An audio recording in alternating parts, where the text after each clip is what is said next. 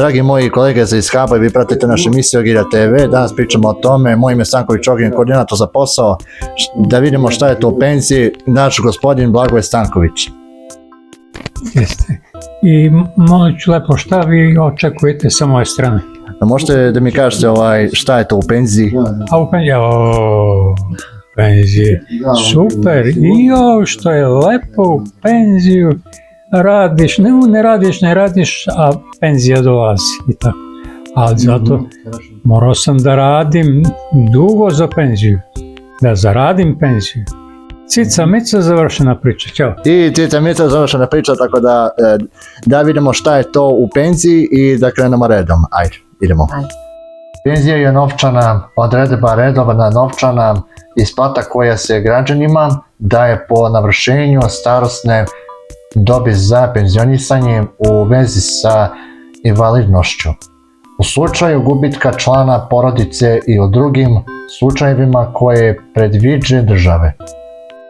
Penzija je redovan iznos novca koji osoba prima nakon penzionisanja, najčešće zbog starosti ili nemogućnosti da nastavi sa radom iz zdravstvenih razloga.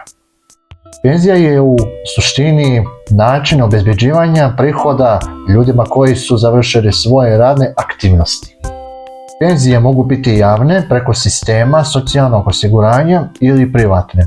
Preko penzionih fondova i štednje ljudi obično doprinose penzionom sistemu tokom svoje radne karijere.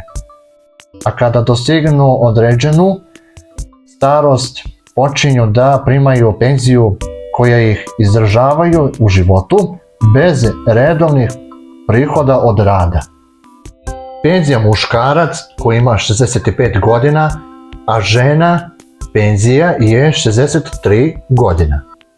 Ukoliko se svidio ovaj video na mom YouTube kanalu u penziji, gospodin Blagoje Stanković, mnogo vas volim, stavite like i pišite komentare, klikajte na zvončići, subscribeujte se na kanalu i možete zapratiti Facebook, Instagram, YouTube, TikTok i Twitter. A na sajtu ogiljatv.com ko želi da prijavi na website i link u opisu profila, Cica Mica, završena priča i tačka.